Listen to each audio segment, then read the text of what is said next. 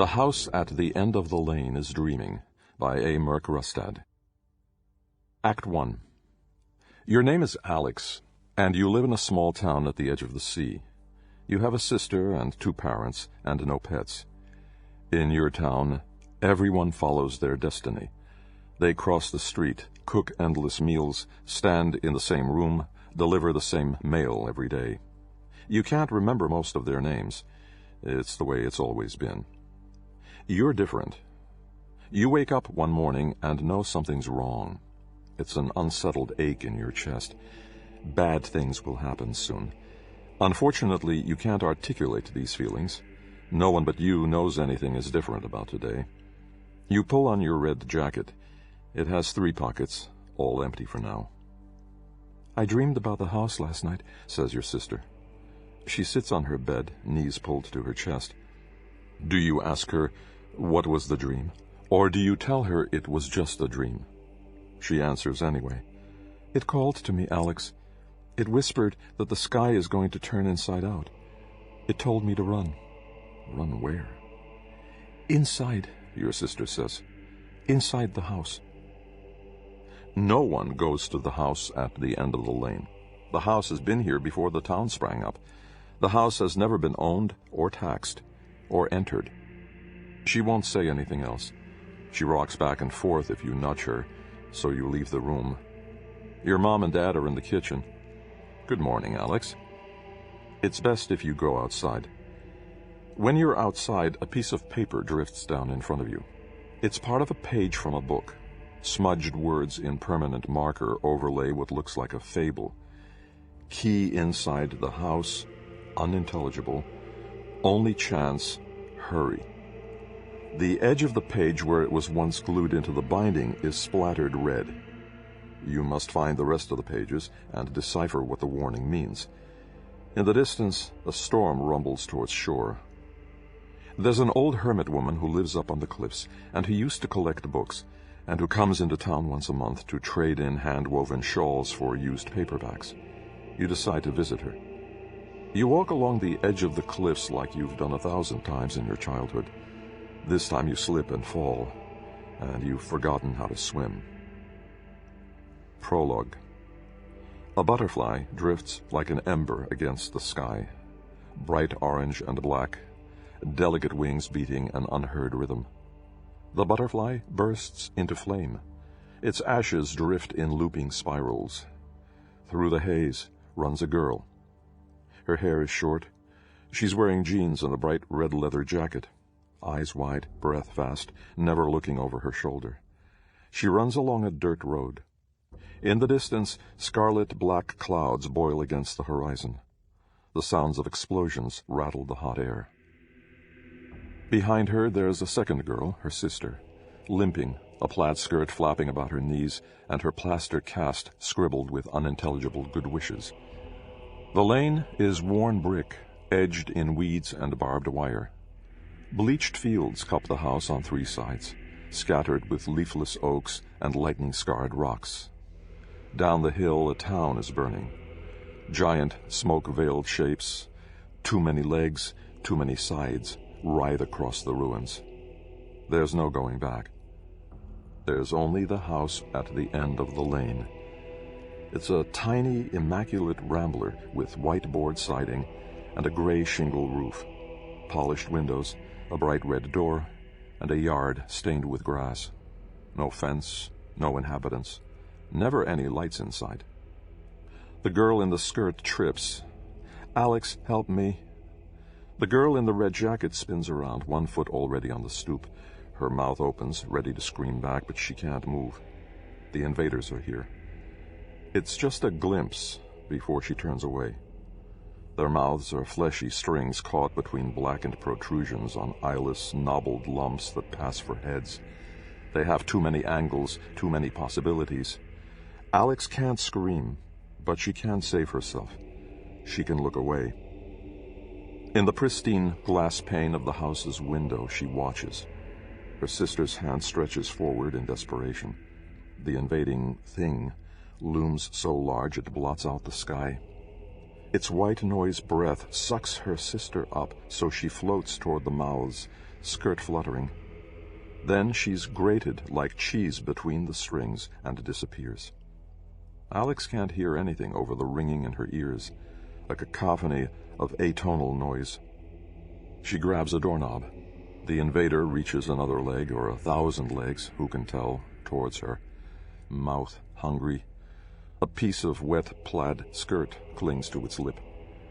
Alex shoves against the red door, so bright and bloody and matching her jacket, and she steps inside the house at the end of the lane. Act 1. Your name is Alex, and you live in a small town at the edge of the sea. You wake up one morning and know something is wrong. You dreamed about drowning and a black void over your eyes. It means something, but you aren't sure what. You rub your chest where your lungs still ache in phantom pain. Outside, you find a page from a torn and bloodied book, and you need to visit the hermit woman who lives on top of the cliffs. You're careful when walking up the worn path that cuts around sandstone and scrubby pines. You wouldn't want to slip and fall into the ocean. The old hermit woman's house is tiny. She sits by the window with books heaped on all sides. You show her the snippet of paper and ask if she has any idea where it came from. "I recognize this," the hermit woman says. Her voice creaks like her joints. "It's from a collection of fairy tales I used to have." You ask her if she still has that book. Of course she doesn't, but she knows who does. You tuck the page in one of your pockets, along with a map the hermit woman gives you on how to find the book's owner. "Better hurry," the hermit mumbles as you stand by the door. "Storm's coming."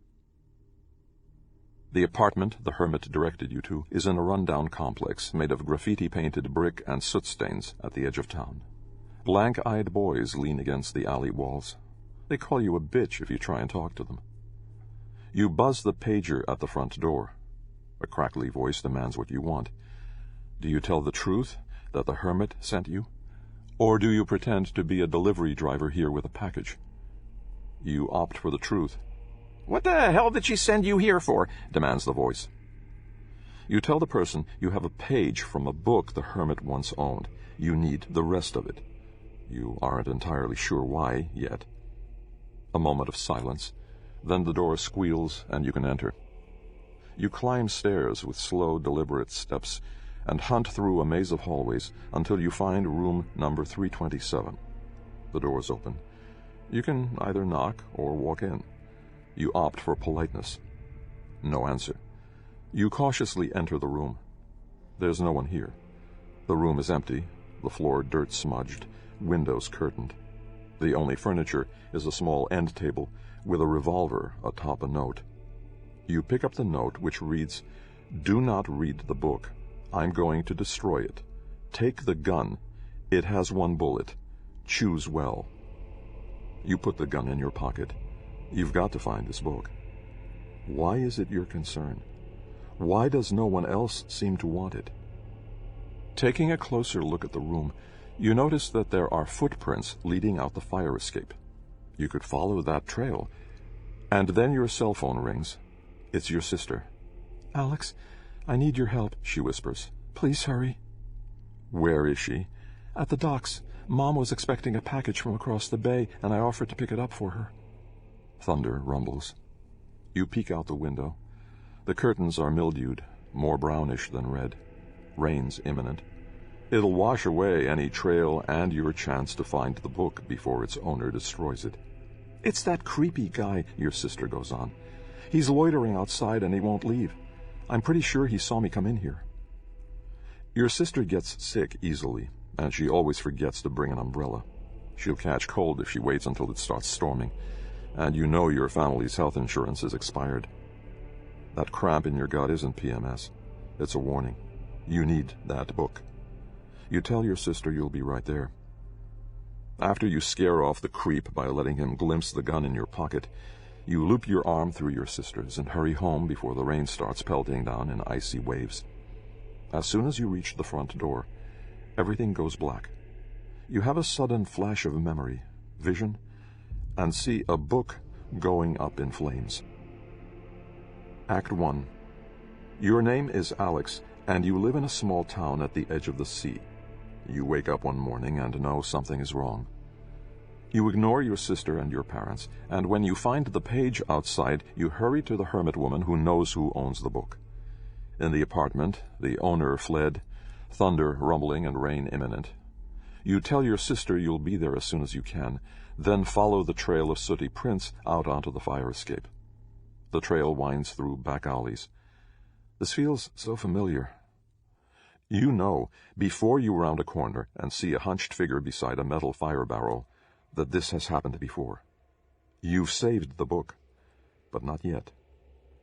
How do you remember drowning, the book burning, waking up so many times in a row without ever going to bed, but no one else does? You grab the figure by the shoulder and wrench them around. Under the baggy sweatshirt and hood is a thin young woman whom you've never seen before. Have you? You tell her to give you the book. She refuses. You can either argue with her or take it by force. You need to get to your sister, so you slam the woman against the alley wall and she goes limp. Blood pools from her head. You pick up the ruined book, cover blackened, edges torn, as it begins to rain. There's a police officer loitering by the alley. She saw everything, and she finds the gun in your pocket. You're arrested. The book is taken as evidence. That unbearable wave of blackness. Act 1. Your name is Alex. You remember drowning, but you've never died. You saw a book burn, but it hasn't happened yet. You can never recall when you went to sleep so you can wake again. It's dark still. You're not yet awake. Hey, you whisper to your sister, who's asleep in the twin-sized bed on the other side of the room. What's your name? I keep trying to remember, she says, curled up in a fetal position. It's like it's just outside my grasp. I'm your sister. I don't know. You shiver in the dark. How's that possible? I know you're Alex, she says. The glimmer of her eyes shine in the dark. She's crying. Who's everyone else? Who am I? You wake up one morning and know something's wrong. The book's owner hunches her shoulders, but doesn't toss the book in the fire barrel. You keep your hands relaxed at your sides. You don't want to know, the woman says, her nails digging into the leather cover. Nothing we can do to stop it. Do you let her continue, ask her questions, or demand she give you the book? You don't want to incite violence or make her do anything rash. You wonder if she has a name, or if she'll forever and only be known as the twitchy book owner. You ask her to explain. This book wasn't made in our world, she says. It fell out of the sky over that old house up at the end of the lane. I was just a kid. The old bookshop owner grabbed it. I used to bring her the paper each morning, and each week she'd give me a free book. Then she went mad, burned her place down, tried to kill me when I dragged her out of the building. She kept yelling that it was all the book's fault.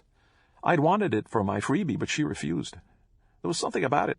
I just had to have it. It took me years before her memory went to hell and I could buy it from her. You wait. I didn't realize a page had fallen out till I heard you at my door. Then I knew I couldn't stall anymore. So what is the book? It's a series of codes that look like tiny stories. They predict the invasion, give coordinates to our plane. How will destroying it prevent this invasion? It won't anymore, she says. They can sense where it is, and it'll get them here faster. But burning it will weaken the connection, maybe give us another generation or two to prepare. You know that kind of time doesn't exist. You show her the page. Does this mean anything? She shudders. That's our address, she says. Please, burn it. You do. Your name is Alex. You promise you'll destroy the book when you've figured out if it has any clues on how to stop the invasion. The twitchy book owner refuses to talk to you any longer. It's getting darker, the wind clawing at your jacket. You need to get home and decipher the page. Your cell phone rings again. This time it's your mom telling you your sister is in the hospital. She broke her leg climbing out a second-story window at the mail depot on the docks. Your sister flips through the hospital's limited TV channels, her leg wrapped in a heavy cast. You brought her a balloon that says, "Get well," and it's already wilting on the string. Only bright side is that the creepy guy saw me in the window and I fell on top of him. Broke his collarbone. Your sister sighs and turns off the TV. Can we go home, Alex? The book is next to the gun in your jacket. You collect a pen and complimentary notepad from the hospital front desk and stick them in your last pocket. It's dark. You aren't asleep. You're standing in the living room, and your sister is sitting on the couch. Everything is oppressive, like you're frozen in this moment, and the world has stopped. "Hey," you whisper. Each word's difficult, sluggish. "Sis?" With effort, she blinks. "Alex? What's happening?" No. You inch towards her. Pull the book out, and the paper, and the gun. Do you get the sense we've done this all before? Like déjà vu? A little. Yeah. She hugs herself. It's getting easier for you both to move, even if everything else is deadened and motionless. Alex, listen. The dreams, I'm having more of them. In one, I see us both running towards the house, but I trip and fall. Why are we running? Something's chasing us. I die. This is bullshit. I won't let you die, you tell her. I will never let that happen. You wrap an arm around her shoulders and pull her tight against your side. I promise. But that's just it, she whispers, dry-eyed. Every time you try to save me, you fail. Something happens and you can't. I'm always going to die before we reach the house at the end of the lane. Act 2. You wake up and hear the news playing too loud in the kitchen on the tiny black and white television. Your parents stand in front of it, mesmerized. Mysterious storms have appeared over the mainland, baffling meteorologists. Your parents don't say good morning. There's a retired programmer who now operates a museum at the edge of downtown. She gives demonstrations of a telegraph and has a class on Morse code. No one ever attends. The programmer sits in front of an ancient, boxy computer with lines of blue numbers scrolling across the glitchy screen. She has a mug of perpetually steaming coffee by her elbow. She raises her eyebrows when you hand her the book. Fairy tales? No, they are codes for an invasion. She flips the book open. Rain pounds on the glass window of her little office. It's been storming all night and day. No sign it will let up. Do you know what you're looking for? Somehow you do. The invaders use fairy tale structures meant for humans to read aloud. When a person speaks the words, the invaders hear the vibrations across space-time. They hone in on the frequency. They are getting closer. None of this makes sense. You pace in front of the couch. The darkness isn't as intense now. Or maybe your eyes have adjusted. Aliens? A book that's made of codes? A house that's dreaming? Where's the logic in any of this? You clench your hands. And why can't I remember your name? You want to scream. Why can't I save you? Your sister taps the pen against her teeth. She's been writing down all the details you remember in the time before the dark. Together you're trying to piece together what has happened and what will happen. The false paths and the approved choices. Something is pushing us to go to the house at the end of the lane, your sister says. What happens if we go there before we're forced? There's a gate blocking the lane that winds up to the house. You don't have a key. And despite the fence being only as tall as your hip, you can't climb over it. You have no tools to break it down. You punch the gate once. It's useless, though at least you don't feel the pain. Your sister didn't come with you because it's raining. She's stuck on the living room couch watching TV. The path up to the hermit woman's house is flooded, and you can't step through 6 inches of water to make it up the cliffs. The twitchy book owner is nowhere to be found. All around town, shop doors are locked. People never move from their stations, and none of them have umbrellas. You visit the programmer again. Is there a way to decode the book, and specifically the torn page, to get answers? If no one reads aloud from the book, does that delay the inevitable? She taps a pen against her teeth. I bet I could figure it out. Well, let me borrow the book for a day to look at it. You give it to her, but you keep the page. I'll call you as soon as I have anything, the programmer says. You visit the library. The librarian looks irritated when you ask her to access the old microfilm archives. She shows you to a narrow room with walls of canisters. You put your eye to the microfilm viewer, and newspaper clippings scroll across your screen. Baytown Gazette, May 24th. North Shore. A massive unexplained storm appeared over the uninhabited house up on North Lane at around 2 p.m. yesterday afternoon. Meteorologists have not been able to deduct the cause. The storm swirled over the house for 3 hours and then vanished. The bookstore owner, who lives on 2nd Avenue, was the first to examine the area after the storm. The house at the end of the lane was undamaged. Baytown Gazette, June 1st. Main Street. Police responded to a public disturbance complaint today at 6 a.m. when the middle-aged woman who owns the bookstore on 2nd Avenue began pounding on all residential doors and screaming for everyone to leave town. When questioned as to the reason for this, the woman's only response was, "They're coming for us, the invaders from the other world." Police have not issued a comment. Baytown Gazette, June 15th. 2nd Avenue. At approximately 3:30 p.m., firefighters arrived on the scene of an inferno. The bookshop was engulfed in flames. The woman who owned the bookshop admitted to the arson, claiming again it was the only way to be safe. Police have taken her into custody on charges of arson and assault after she tried to strangle the girl who delivered newspapers to the block. Your cell phone rings.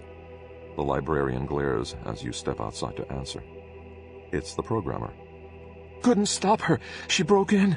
Her breath comes in ragged, wet tears. She took the book. You know who the thief is.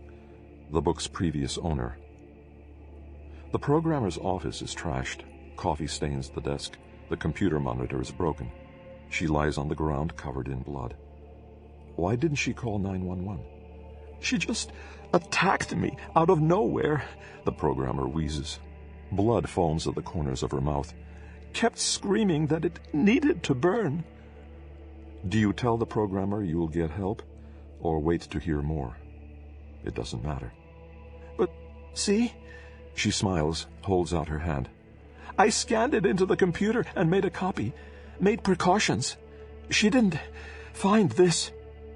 You take the thumb drive. It fits in your pocket where the book was. Left my notes on there too. Hope it works. And then she's dead. You wait for the dark again. That eerie stillness in which you have a voice, in which you aren't confined to an unseen will. Your sister reaches a fork down her cast to scratch her leg. What did Felicity tell you? Who? The programmer. She makes a face as the fork fails to reach far enough and sets it aside. I'm remembering names now. Remembering more, I guess. It's all like dreams, like I'm seeing what you do before we wake up. Not who I am, though. Not yet. You pull out the thumb drive. Felicity, gave me this. Curious, you pull out your cell and dial Felicity's number. You get nothing except a voicemail. You hang up, feeling sick. How can you come back after drowning, but a woman you barely met can't? What makes you more important? Is she really dead? I don't know what's real, your sister says. The thumb drive has a voice recording from the programmer. Sitting in your bedroom, the rain pounding the glass, you open your laptop and click on the audio file. This is fascinating. There's not a code in the words per se, but under a black light, the pages each have a series of numbers, like an IP address. Perhaps the syllables of the words match the language or numbers in an alien dialect that allows them, whoever they are, to follow the trail back. I've transcribed the addresses into a spreadsheet. Faintly, someone knocks on the door in her office. Oops, 1 sec, have to get this. Save and pause recording. Then silence. You look at the torn page. Our address. But what does that mean? What's in the rest of the book? You need a black light. You can get one at the hardware store. Your cell phone rings. It's Felicity. Hi, Alex. Sorry I missed your call. Fell asleep and just woke up. Your back prickles. You're okay? She hesitates. Yeah? I got the hangover of a century. Weird. I don't remember drinking. You don't know how long you have in the dark. You never do. Listen, you tell her. We need to meet right now. Can I come over? At the hardware store, the clerk listlessly rings up your purchase and comments, looking for something. Back home, your sister limps into your room as you screw in the black light bulb into your lamp. Alex, she says, looking exhausted, I had another dream. Do you listen, or do you look at the page and ignore her? Why is this a choice? You can multitask, can't you? You ask her to tell you what she saw. I saw a closet, and Dad was uncovering a gun, and then he was shooting all of us. She shudders, hugging herself. But I don't know why. Why would he do that, Alex? Do you tell her it was just a dream, or reassure her he would never harm any of you? The power goes out. A different, familiar blackness takes hold of you. Your sister comes into the room and says, I had another dream. You tell her you'll hear her out later. She leaves without comment. You switch on the lamp and hold the paper under the black light. A string of numbers appears on the page. You scribble them down on the notebook you took from the hospital, and the power goes out. Act 3. You wake and find that your dad has dragged a hand-crank-powered television with an enormous antenna up from the basement. He's crouched in front of it watching the news. Mom has a camp stove set up on the counter to percolate coffee. What's the matter? Your sister says as she hobbles into the kitchen. She's wearing a plaid skirt that flaps about her cast. She only uses one crutch. I don't believe this, Dad says, staring at the TV. A triangle in the corner of the screen blares breaking news. Underneath is cinematic aerial footage of the mainland. Huge shapes stomp through cities you can't name. The invaders have too many angles, too many legs. Their mouths are fleshy strings stretched between blackened protrusions. The anchor is breathless. Came from the unusual storms we've been seeing. Military has no effect, can't stop them. Millions dead already, nowhere to run. The invading things block out the cloud-churned sky. The camera shakes and then zooms in on a single invader. It wavers in the middle of a dozen skyscrapers. Its breath sucks up hundreds of people from the streets and slurps them through its mouth. Blood speckles the camera lens. All you can hear are those hundreds of thousands of people screaming as they're devoured. Can't fight them, the anchor is whispering now. Can't stop them. Satellite imaging shows more heading for the islands. A map materializes over the carnage, and you see your town circled in a thick warning line. Oh my God, Mom says. What do we do? Dad leaves, and the coffee finally boils. It feels like eternity before you and your sister plod through the darkness to Felicity's office. One step at a time, aware any second you might be yanked away. Felicity sits wrapped in a blanket, her monitor giving off the faintest hum of light. Are you okay? Your sister asks. Felicity shrugs. Just a hangover. I'll be fine. You? Your sister shrugs in turn. You tell Felicity everything you know so far. She listens until she resembles a ghost. I found something weird, Felicity says at last. There's a bunch of letters in my hard drive from people named Mario and Felix. They're talking about us. Can I see? Sure. She taps the keyboard and brings up an email string. To Felix at devs.houselanegames.com. From Mario at devs.houselanegames.com. Subject, glitch. Hey, bro, you seeing these glitches? Alex's jeans keep changing color, and betas are telling me the loading screen is getting fucking long. What's up? To Mario at devs.houselanegames.com. From Felix at devs.houselanegames.com. Subject, glitch. Hi, Mario. Yeah, I've seen the bug reports. I'm not sure. It looks fine. And I spent 5 hours last night looking through the code again. BTW, you noticed that the controls seem glitchy when you try to move Alex around? She isn't responding properly. Half the time you get through the level and you gotta restart to make her work. F. To Felix at devs.houselanegames.com. From Mario at devs.houselanegames.com. Subject, glitch. Dude, this is nuts. We're supposed to demo in a week. We need a fucking working playthrough now. To Mario at devs.houselanegames.com. From Felix at devs.houselanegames.com. Subject, glitch. Mario, we'll make the deadline. I'll figure out what's going on. Keep your shit together. We'll be okay. F. You have a cold, itchy feeling in the pit of your stomach. They call themselves game developers, and they're making a video game called The House at the End of the Lane. An indie title where the player is Alex and must stop an alien invasion. Your life isn't a fucking game. Even if it is, why can't you have sensible choices, practical outcomes? The constraints make no sense. Felicity, you say, closing the emails. Do you know how long you've lived here? Sure, she replies, then hesitates. Yeah, it's been... I moved here from... Shit, I don't remember. You take a slow breath. Can you remember anything outside this office? She swallows. No. Your sister doesn't know her name. You can't remember your childhood other than the fact that you've always lived here. What did you have for dinner? Did you ever go to the movie theater? Favorite color? Name of school? Do you have a sexuality? It's all blank spaces. You don't know anything about yourself or most of the people you've lived around for 16 years. Your sister bites her lip. It's like we have no past. Like we're all just placeholders. Felicity is shaking. Alex, why can't I remember? You grab her hands. Rub your thumbs over her knuckles to soothe her. I have a theory. Your sister puts an arm around your shoulders, and you feel safer than you have since you woke. You didn't know Dad owned a shotgun. Do you grab the gun and try to wrest it away from him, or run for the door with your sister? Of course you try and stop him. The shotgun fires, and your world is red and black. You're seeing the patterns now, and you're waking more and more people in your town. Next is the librarian, Diane.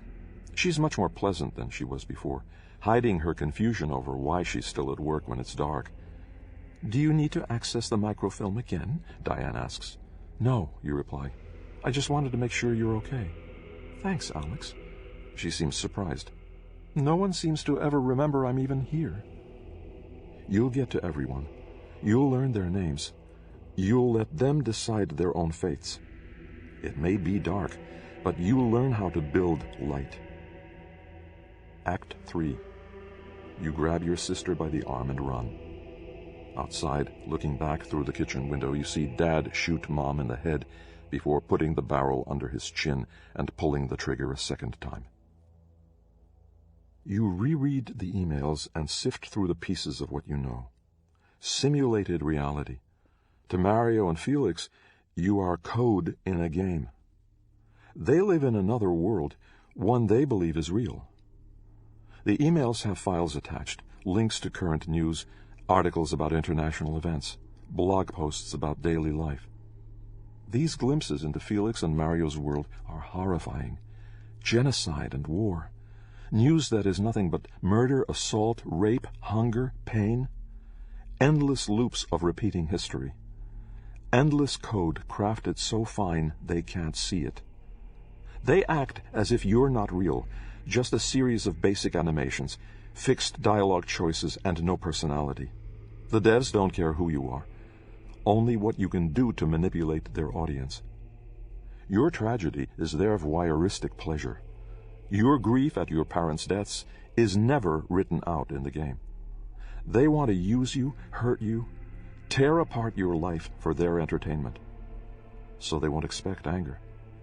They won't stop you now that you know what they are trying to do to your family, to your home, to your world. The gate to the lane is unlatched. You pull your sister along as fast as you can, but she's limping, and the cast drags her down. Go! She shouts at you. I'll manage! Don't let go, don't let go, don't let go, goddammit! You release her hand and sprint up the lane. The noise is louder behind you. You have one bullet in the gun. You are almost to the house when your sister screams, "Alex, help me!" You spin around. She trips and falls, her hand stretched out in desperation. Do you shoot her, or shoot the alien, or just turn around and run inside the house? You aim for the invader's mouth. The bullet bounces uselessly, and in those precious 2 seconds you wasted, it snaps up your sister and shoots a leg out toward you. It yanks you into its mouth as well. Act 3. You try and mercy kill your sister. The invader eats you both. You transcribe the addresses that Felicity unlocked into your notebook. The men trying to use you cannot, will not, give you options that do not end in tragedy. They cannot imagine you with agency and a life beyond what they see. You aren't even sure you're angry that they think you're a simulation. It's that the only choices are awful. Life should not be a series of bad or worse paths with no hope to follow. But you have a plan. Act 3. The gun was always a red herring. You can't use it. You abandon your sister and enter the house at the end of the lane. Dark. Glorious relief. You're back in the living room. Your sister grabs your hands, her eyes bright. Alex, I remember. My name is Maria. Maria. You won't forget when the dark goes away. Listen, you tell Maria. In the morning we have to run. And first we need to prepare. Prologue. A butterfly drifts like an ember against the sky, bright orange and black, delicate wings beating an unheard rhythm. In the distance, scarlet-black clouds boil against the horizon. The sound of explosions rattles the hot air. The butterfly bursts into flame. Its ashes drift in looping spirals, and through the haze run 2 girls. One is wearing jeans and a bright red leather jacket. Beside her is her sister, limping, a plaid skirt flapping about her knees, and her plaster cast scribbled with unintelligible good wishes. Both girls have their arms wrapped about each other's shoulders, and their steps are in sync. Like a 3-legged race, they chant left, right, to keep moving. The lane is worn brick, edged in weeds and barbed wire. Bleached fields cup the house on 3 sides, scattered with leafless oaks and lightning-scarred rocks. Down the hill, a town is burning. Giant smoke-veiled shapes, too many legs, too many sides, writhe across the ruins. There's no going back. The house at the end of the lane is a tiny, immaculate rambler with white board siding and a gray shingle roof, polished windows, and a bright red door. Neither girl trips. They support each other, hold each other tight as they run. The invaders are here now. Neither girl looks back. They've seen this before. Mouths full of fleshy strings caught between blackened protrusions in eyeless heads. In the pristine glass pane of the house's window, Alex and Maria focus only on their reflections, on their survival. They jump onto the porch together. Alex grabs the doorknob. The invader reaches another leg towards her and Maria. Mouth hungry, a piece of wet plaid skirt clings to its lip. Maria runs beside Alex in bike shorts. Alex shoves open the red door, so bright and bloody and matching her jacket, and she and Maria step inside the house at the end of the lane. Inside the house, the girls are safe from the invaders. To Felix at devs.houselanegames.com. From Mario at devs.houselanegames.com. Subject, WTF. What did you do, man? The cutscene in the beginning has changed completely. To Mario at devs.houselanegames.com. From Felix at devs.houselanegames.com. Subject, WTF. Impossible. What the fuck are you on, man?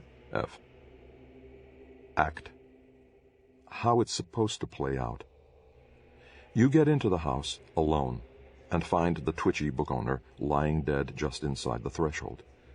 An empty pill bottle lies beside her head. The remains of the book are slashed into confetti around her feet. You step over her and look at the table in the center of the empty house. It's a dimensional portal, a nexus point in the universe. You read the address on the bloodied page backwards, banishing the invaders.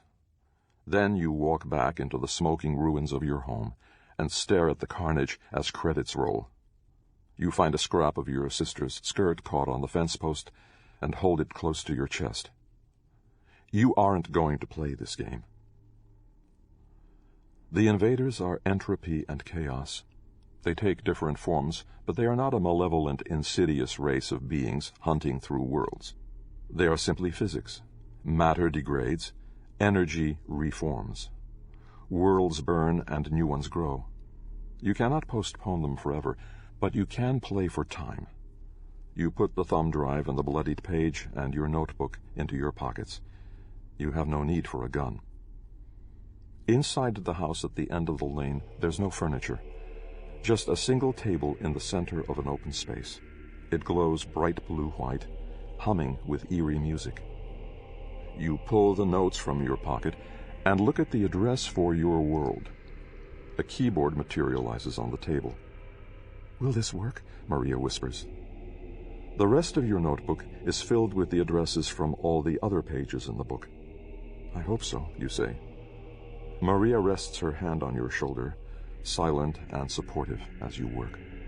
In Mario and Felix's ideation of your life, you save what is left, yourself, only yourself, by banishing the invaders. You buy time until they come again, nothing more. But this isn't Mario and Felix's world. You won't just send the invaders backwards into the code, into the before of the game's timeline. That will only postpone an inevitable downfall. You are tired of replay quality. You want to move forward with your life, make your own choices, anticipate a future. The invaders are entropy, and they will always be hungry. So you send them to the developer's address. Give them a new feeding ground, the way Mario and Felix did to you.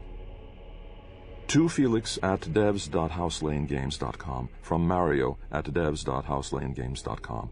Subject, impossible. My mom called from Phoenix. It's fucking destroyed. She's trying to get out. Everyone thought it was terrorists, but then she sent me a pic.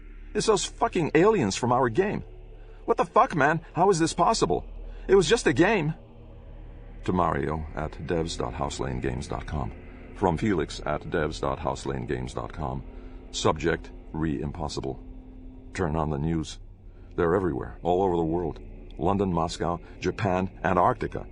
Those aliens, the storms. This is insane. How? This isn't possible. We made them up. Oh my God. My girlfriend is texting me. They're right here in the city. There's one last thing you need to do. You stand before the Nexus keyboard in the house at the end of the lane. Maria stands in the open doorway. The storms are gone, Alex, she says. Do you think the others are okay? You don't know, but you'll find out. You and Maria can wake the town. You'll both remember what it is to live now. Page by page, you delete the world addresses, erase the thumb drive, and burn the paper notes. You don't know if you're destroying countless billions of simulated lives or not. By now, you don't even care. If there are no other worlds accessible by these codes, then yours will live, at least until someone in a distant future or another reality designs more. People have always created monsters. You should know. Your name is Alex.